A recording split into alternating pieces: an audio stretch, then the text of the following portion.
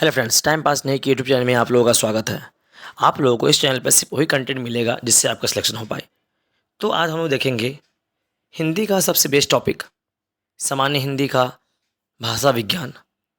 यह टॉपिक्स हर एग्ज़ाम में पूछे जाते हैं और मैं जो ये स्टार्ट सीरीज़ किया हूँ, इसमें वो सारे टॉपिक मैं पढ़ाऊँगा जो कि आप लोगों के एग्ज़ाम में पूछे जाते हैं।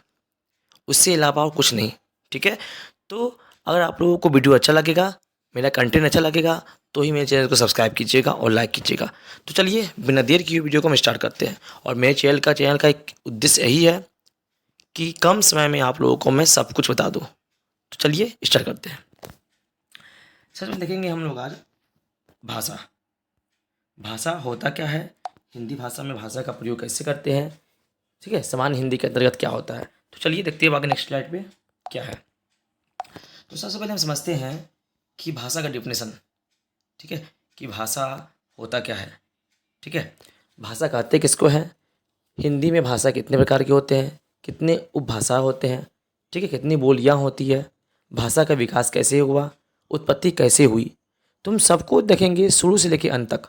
तो इसीलिए आप हमसे साथ जुड़े रहिए और बने रहिए और देखिए कि आपको मैं यह जीरो से लेकर हाई लेवल तक सब कुछ पढ़ा दूंगा इसमें। इसके अलावा आप लोगों को दोबारा पढ़ने की जरूरत भी नहीं पड़ेगी इस टॉपिक में।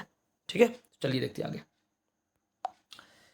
नेक्स्ट टॉपिक है भाषा। आखिर भाषा कहते किसको है, ठीक है। तो देखिए भाषा किसे कहते हैं बताते हैं। लिखिए भाषा, भाषा वह साधन है जिसके द्वारा हम अपने भाव और विचारों को प्रकट करते हैं।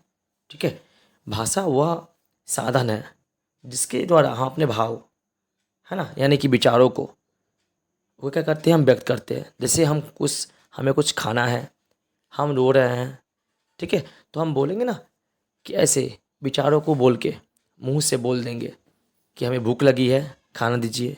हम रो रहे हैं तो हम क्या बोलेंगे, मेरे चेहरे का एक्सप्रेशन हो जाएगा, है ना। तो हम कोई भी चीज़ को बोल के उसको बताकर यह पता कर सकते हैं कि वह क्या बोल रहा है। तो यह मुमकिन है भाषा के द्वारा ही। ठीक है, हम भाषा से ही हम लोग समझते हैं कि क्या बोलना चाहता है ना, आखिर वास्तव में बात क्या है। तो चलिए देखते हैं आगे। उसके बाद आते हैं,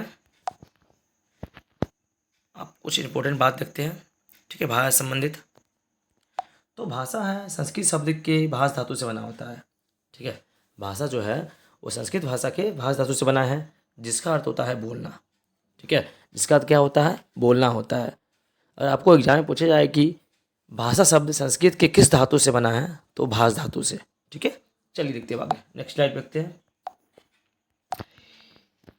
इस स्लाइड देखिए क्या है, आप देखते हैं हम भाषा के प्रकार कितने होते हैं। ठीक है, तो भाषा के कितने प्रकार होते हैं, तो भाषा के दो होते हैं, एक होते हैं मौखिक, एक होता है लिखित। ठीक है, इसके अलावा भी एक होता है जिसको बोलते हैं सांकेतिक, लेकिन वह यूजल नहीं होता और उससे गलतफहमियां उत्पन्न हो सकती है। ठीक है, तो अगर आपको बोले कि मूल रूप से भाषा का प्रकार कितने हैं, तो दो ही है, एक लिखित भाषा, एक मौखिक भाषा। ठीक है, मौखिक और लिखित। ठीक है, लेकिन अगर पूछे कि अन्य भाषा के स्रोत कौन से हैं, तो आप बोलिएगा उसको सांकेतिक भाषा भी भाषा के स्रोत के अंतर्गत आते हैं। ठीक है, क्योंकि हम संकेत से भी बहुत कुछ बोल सकते हैं और दूसरे आदमी को समझा भी सकते हैं। ठीक है, लेकिन मान्यता प्राप्त है सिर्फ दो को, मौखिक भाषा को और लिखित भाषा को। ठीक है, चलिए देखते हैं आगे। नेक्स्ट स्लाइड है मेरा, नेक्स्ट स्लाइड है भारतीय संविधान में कुल कितने भाषा हैं, तो भारतीय संविधान में कुल 22 भारतीय भाषाओं का मान्यता प्राप्त है। ठीक है, ऐसे तो हमारे देश में भाषाएं बहुत है, लेकिन अगर आपको पूछे कि भारतीय संविधान द्वारा कितने भाषा को मान्यता प्राप्त है, तो वो 22 भाषा है। ठीक है, उसमें हिंदी भी शामिल है। चलिए देखते हैं आगे। नेक्स्ट है, आप समझते हैं कि कौन कौन से भाषा होते हैं और हिंदी भारत की कौन सी भाषा है, समझते हैं सब कुछ को अच्छे से। ठीक है, इसीलिए आप लोग देखिए, एकदम ध्यान से देखिएगा इसको, इसमें विद्यार्थी कन्फ्यूज हो जाता है, तो आज मैं कन्फ्यूजन आपको दूर कर देता हूँ। ठीक है, चलिए देखिए, मातृभाषा किसे कहते हैं, जिसे हम अपने सबसे पहले अपनी माँ और परिवार से सीखते हैं। ठीक है, जिसे हम सबसे पहले क्या सीखते हैं, अपने माँ और परिवार के सदस्यों से सीखते हैं, उसे हम बोलते हैं मातृभाषा। नोट, अगर हिंदी बोलने वाले परिवार में जन्म हुआ हो तो हमारी मातृभाषा क्या होगी? हिंदी होगी। ठीक है, अगर किसी व्यक्ति का जन्म हिंदी बोलने वाले परिवार में हो जाए कि जहाँ पर सभी सदस्य क्या बोलते हैं? हिंदी बोलते हैं, तो वह उनकी मातृभाषा होगी। ठीक है, तो समझिए मातृभाषा क्या होती है? अपने माँ पापा और या फिर अपने परिवार के सदस्य द्वारा सबसे पहले जो भाषा बोली जाती है या सिखाई जाती है वो होती है उसकी मातृभाषा। ठीक है, कोई अगर बंगाली परिवार में जमा हुआ है, जन्म लिया है, अगर उस परिवार की भाषा बंगाली है तो वह जो जन्म लिया है उसकी मातृभाषा क्या हो जाएगी? बंगाली हो जाएगी, सीधा बात। ठीक है, चलिए देखते हैं आगे। नेक्स्ट स्लाइड देखिए, उसके बाद हम देखते हैं राष्ट्रभाषा होता क्या है। अब देखते हैं क्या राष्ट्रभाषा। राष्ट्रभाषा वह भाषा जो देश के अधिकतम क्षेत्रों में बोली जाती है या समझी जाती है। ठीक है, राष्ट्रभाषा कहते हैं, यानी कि पूरे देश में भर में जो भाषा सबसे ज़्यादा बोली जाती है या समझी जाती है उसे हम बोलते हैं राष्ट्रभाषा। जैसे देखिए, हिंदी को भारत की राष्ट्रभाषा माना जाता है। हिंदी को भारत की राष्ट्रभाषा माना जाता है, लेकिन अभी तक आधिकारिक मान्यता प्राप्त नहीं है। इसीलिए हिंदी भारत की राष्ट्रभाषा नहीं है। ठीक है, ये संवैधानिक में लिखा हुआ है पूरे स्पष्ट तरीके से। ठीक है, भले ही हिंदी पूरे विश्व में सबसे ज़्यादा बोली जाती है यानी पूरे देश में, लेकिन फिर भी जो हिंदी है वह भारत की राष्ट्रभाषा के रूप में मान्यता प्राप्त नहीं है। ठीक है, चलिए देखते हो आगे। अब नेक्स्ट स्लाइड देखते हैं, यहाँ समझते हैं अच्छे से। अब हम देखते हैं राजभाषा किसे कहते हैं। देखिए, और यहाँ देखिए राजभाषा जिन भाषा का प्रयोग देश के सरकारी संस्थानों, कार्यालयों और अदालतों में कामकाज के रूप में किया जाता है। ठीक है, उस वैसी भाषा जिस भाषा का प्रयोग देश के सरकारी संस्थानों, कार्यालयों, अदालतों में कामकाज के रूप में किया जाता है ना, यानी कि ऑफिशियल वर्क के रूप में काम किया जाता है, तो उसको हम बोलते हैं राजभाषा। अब यहाँ से हम देखते हैं कि जो हिंदी है वह भारत की राजभाषा है। ठीक है, न कि राष्ट्रभाषा और न ही मातृभाषा, हिंदी भारत की राजभाषा है। ठीक है, आपको ऑप्शन में मिलेगा कि हिंदी भारत की कौन सी भाषा है, तो आपको लगाना है क्या? राजभाषा। ठीक है, क्योंकि हिंदी को कार्यालयों में, अदालतों में और ऑफिस व जितने भी वर्क होते हैं उन सबों में प्रयोग किया जाता है, इसीलिए इसको बोलते हैं हम प्रशासनिक भाषा भी हिंदी को बोला जाता है। ठीक है, चलिए देखते हैं आगे। आप लोग अच्छे से समझिएगा इस तीनों को, बहुत ही इंपॉर्टेंट चीज़ है। चलिए अब आप देखते हैं कुछ स्लाइड को, इंपॉर्टेंट फैक्ट को। चलिए अब देखिए, नोट 14 सितंबर 1949 को हिंदी भाषा को राजभाषा के रूप में घोषित किया गया। देखिए यहाँ बोल दिया गया ना, 14 सितंबर को 1949 ईस्वी को हिंदी भाषा को राजभाषा के रूप में घोषित कर दिया गया संविधान के द्वारा। ठीक है, यानी कि संसद के द्वारा।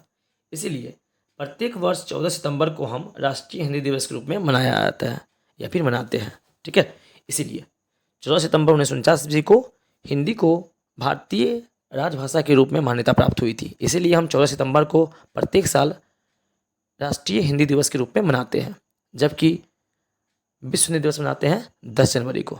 ठीक है, क्योंकि उस दिन प्रथम विश्व हिंदी सम्मेलन हुआ था, इसलिए। ठीक है, चलिए देखते हैं आगे। नेक्स्ट स्लाइड है, ये भी इंपॉर्टेंट स्लाइड देखिए। अब हम देखते हैं प्रमुख राज्य और वहाँ बोली जाने वाली भाषा कौन कौन सी है। ठीक है, चलिए प्रमुख राज्य और वहाँ बोली जाने वाली भाषा, कर्नाटक में कन्नड़ भाषा बोली जाती है, केरल में मलयालम भाषा बोली जाती है, गोवा में कोंकणी भाषा बोली जाती है, तमिलनाडु में तमिल भाषा बोली जाती है, जबकि महाराष्ट्र में मराठी भाषा बोली जाती है। ठीक है, तो ये भी क्वेश्चंस एग्जाम में पूछे जा चुके हैं, इसीलिए मैंने आपको बता दिया। ये क्वेश्चन पूछे गए थे मिलान के रूप में। ठीक है, यानी कि मैच द फॉलोइंग के रूप में पूछे गए थे, तो मैं आपको इसका सीधा सीधा आंसर बता दिया हूँ। ठीक है, चलिए देखते हैं आगे। अब आते हैं हम स्लाइड नेक्स्ट पे। अब देखिए भाषा का विकास कैसे हुआ, उसका क्रम क्या है, चलिए उसको समझते हैं। भाषा के विकास का क्रम, तो सबसे पहले कौन सी भाषा आई? संस्कृत, जिसे देव भाषा के रूप में भी जानते हैं। संस्कृत को क्या बोलते हैं हम? देव भाषा के रूप में भी जानते हैं। ठीक है। उसके बाद आई पाली भाषा, है ना। उसके बाद आया प्राकृत भाषा, उसके बाद आया अपभ्रंश भाषा, और उसके बाद सौरसेरी अपभ्रंश आया, और उसके बाद अंत में मेरा प्यारा हिंदी का उद्भव हुआ। ठीक है। तो इस सारी भाषाओं से गुजरना पड़ा हिंदी भाषा को लाने के लिए। ठीक है। तो आप इसका क्रम याद रखिएगा, क्योंकि एग्जाम में इसका क्रम पूछा जाता है कि भाषा का क्रम का वास्तविक क्रम क्या है या निश्चित क्रम कौन सा है। तो पहले संस्कृत हो जाएगा, पाली, उसके बाद प्राकृत, अपभ्रंश, सौरसेरी अपभ्रंश, और उसके बाद लास्ट में हिंदी। ठीक है। चलिए अब देखते हैं आगे। हम समझते हैं कि प्रमुख भाषा और उनकी लिपि। ठीक है। कि कौन कौन सी भाषा कौन कौन सी लिपि में लिखी जाती है, उसको समझते हैं अच्छे से। तो प्रमुख भाषा और उसकी लिपियाँ कौन कौन सी है, जैसे हिंदी, नेपाली, मराठी और संस्कृत। इन चारों की भाषा क्या है, देवनागरी है। इसके अलावा गुजराती भाषा का भी जो लिपि है वो देवनागरी है। ठीक है। गुजरात का भी है, यानी गुजराती का भी।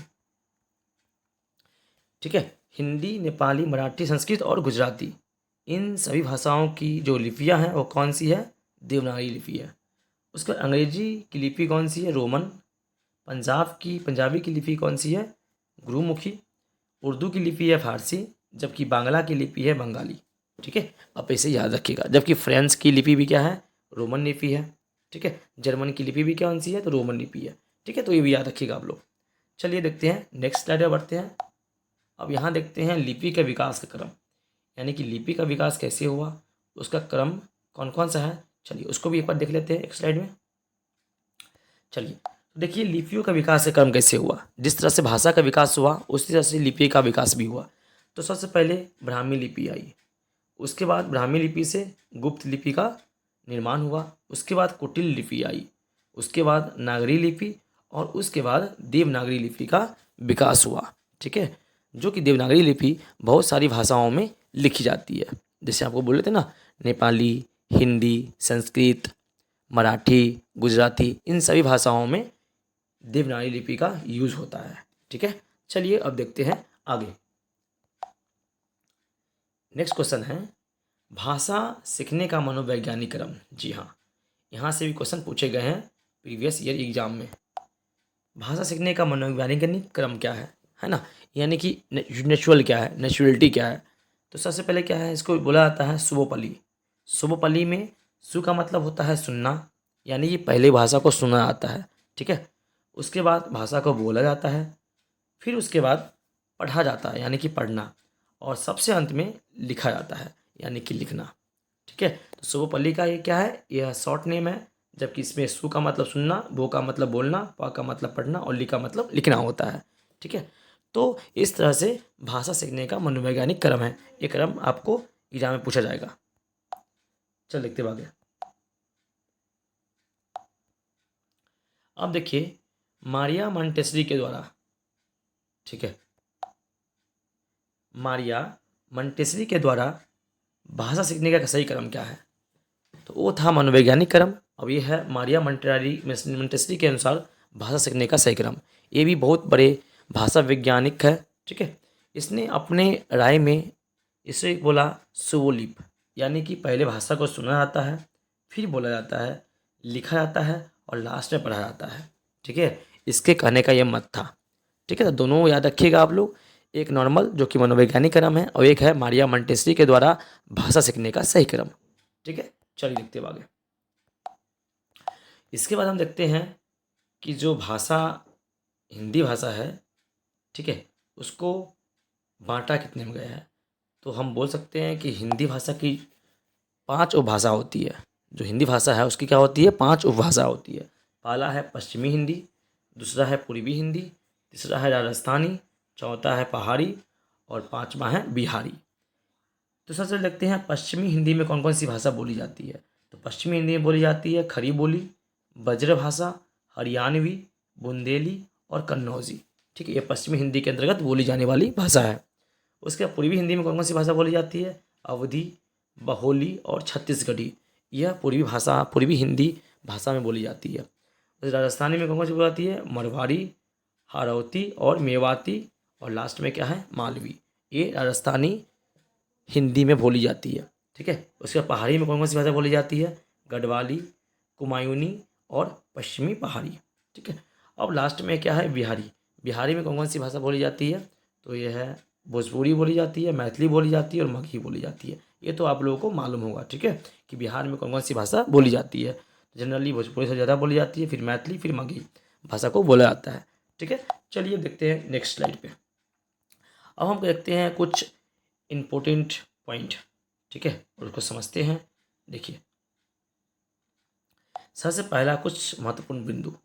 पहला क्या है? भाषा की सबसे छोटी इकाई कौन सी है? तो वर्ण है। जो भाषा है उसकी सबसे छोटी, अगर आपको बोले वर्ण कौन सा है यानी इकाई कौन सा है, तो ये वर्ण होगा। मौखिक भाषा की सबसे छोटी इकाई क्या है? ध्वनि। क्योंकि मौखिक भाषा हम किससे बोलते हैं? ध्वनि से तो बोलते हैं ना, और लिखते हैं वर्ण के रूप में। तो इसीलिए कह सकते हैं कि मौखिक भाषा की सबसे छोटी इकाई ध्वनि है, जबकि लिखित भाषा की सबसे छोटी इकाई वर्ण है। यहाँ देखिए आ गया, लिखित भाषा की छोटी इकाई कौन सी है? तो वर्ण है। अर्थ के आधार पर भाषा की सबसे छोटी इकाई कौन सी है? तो शब्द है ना। शब्द क्या होता है? जो कि सार्थक अर्थ देता है, उसे हम शब्द बोलते हैं। ठीक है, जो सार्थक अर्थ निकाले, जैसे कमल। जैसे कमल, तो कमल मतलब क्या होता है? गुलाब होता है, फूल होता है। तो यह पूरा स्पष्ट अर्थ निकाला, तो उसे हम बोलते हैं शब्द। अब आगे देखिए, भव्य या फिर भावार्थ के आधार पर भाषा की सबसे छोटी इकाई कौन सी होती है? तो वाक्य होती है। भावार्थ मतलब क्या? जैसे हम बोले मैं जाता हूँ, तो क्या इससे भाव स्पष्ट हुआ ना कि हम मैं अब जाऊँगा, है ना, मेरे जाने का बोध हुआ। तो यह होता है क्या? वाक्य होता है। ठीक है, चलिए देखते हैं नेक्स्ट स्लाइड पे, यहाँ क्या इंपॉर्टेंट है उसको देखते हैं। अब देखिए, कुछ इंपॉर्टेंट टर्म्स है, उसको देखिए। बोली, किसी विशेष क्षेत्र में बोली जाने वाली भाषा को बोली कहा जाता है। किसी विशेष क्षेत्र में बोली जाने वाली भाषा को बोली कहा जाता है। जैसे हम बिहार में रहते हैं, तो बिहार में कौन कौन सी भाषा बोली जाती है? भोजपुरी बोली जाती है, तो वह उसकी बोली हो गई। फिर उसके बाद मैथिली बोली जाती है, तो वो बोली है। और मगही बोली जाती है, तो वह भी क्या है? बोली है। ठीक है, तो बोली क्या होती है? किसी विशेष क्षेत्र में बोली जाने वाली भाषा को बोली बोलते हैं। अब आगे देखिए, यहाँ पर अवधी, ब्रज, बुंदेली, खड़ी बोली, मगही, गढ़वाली आदि प्रमुख बोलियां हैं। ठीक है, चलिए अब देखिए उपभाषा। जो बोली में साहित्य रचना होने लगती है और उसके क्षेत्र बढ़ जाते हैं, तो उसे हम उपभाषा बोलते हैं। ठीक है, कोई ऐसी भाषा है ना जिसमें साहित्यिक रचना हो जाए, है ना, यानी कि साहित्य की रचना उस भाषा में कर दी जाए, तो उसमें क्या होता है? उसको वह बहुत ही प्रचलित हो जाता है, और उसका क्षेत्र भी क्या होता है? बढ़ जाता है। जैसे देखिए, जैसे रामचरितमानस कौन सी भाषा में लिखी गई थी? अवधी भाषा में लिखी गई थी। ठीक है, तो इसलिए वो फेमस हो गया, प्रचलित हो गया, और वह उपभाषा के अंतर्गत आ गया। उसके बाद है ब्रजभाषा। ब्रजभाषा भी क्या है? उपभाषा के अंतर्गत आता है। ठीक है, चलिए देखते हैं आगे। अब देखिए, हम देखते हैं लिपि क्या होता है।